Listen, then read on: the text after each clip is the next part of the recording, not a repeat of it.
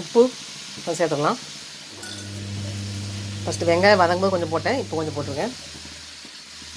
கரெக்டாக இருக்கும்.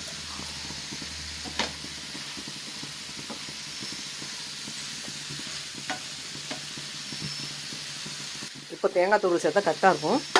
ஏன்னா ரொம்ப வந்து இந்த ஈரச்சத்து வந்து குறைஞ்சக்கூடாது, சத்துக்கள் கொஞ்சம் கொஞ்சமாக சுருங்கும். அதனால் வந்து வதக்க காய்கறியோட சத்து குறையும். அதனால் கொஞ்சம் தண்ணி சத்து இருக்கும்போதே தேங்காய் சேர்த்துடலாம். ஏன்னா அப்போ வந்து 4 கலர் கலர்னு பார்த்திங்களா, தேங்காய் போட்டதுக்கப்புறமும் சரியாக இருக்கும்.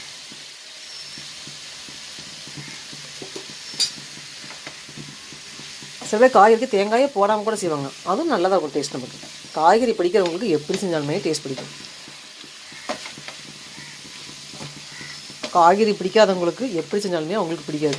ஆனால் வந்து இந்த மாதிரிலாம் செஞ்சு கொடுக்குற முறையை பொறுத்து அவங்களுக்கு டேஸ்ட் பிடிக்க வச்சிடணும்.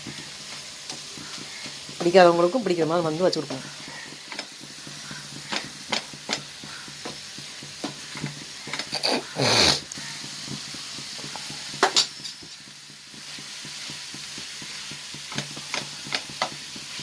இன்னும் ஸ்டவ் ஆஃப் பண்ணிடலாம். ஆஃப் பண்ணுற ஸ்டேஜ் வந்துருச்சு. அருமையான சுவையான முட்டைக்கோஸ் பொரியல், கேபேஜ் பொரியல் ரெடி. இப்போ ஃபைனலாக டேஸ்ட் பார்த்துடலாம். உப்பு காரம் எப்படி இருக்கும், டேஸ்ட்டாக எப்படி இருக்கும் பார்க்கலாம்.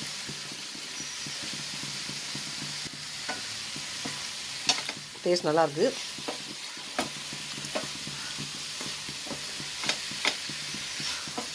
அதனால் அந்த காய்கறி பொரியல் எப்படி சாப்பிட்ணுன்னா, சாப்பாடோடு கூட சாப்பிட விட ஒரு இப்படி சூடாக செய்யும்போதே ஒரு கிணத்து வந்து சாப்பிடுவேன் செஞ்சு முடிச்சோடனே.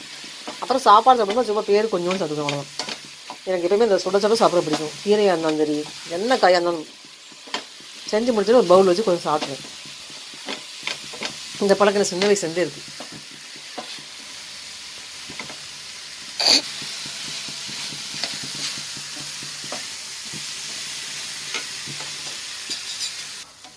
முட்டைக்கோஸ் பொரியல் ரெடி.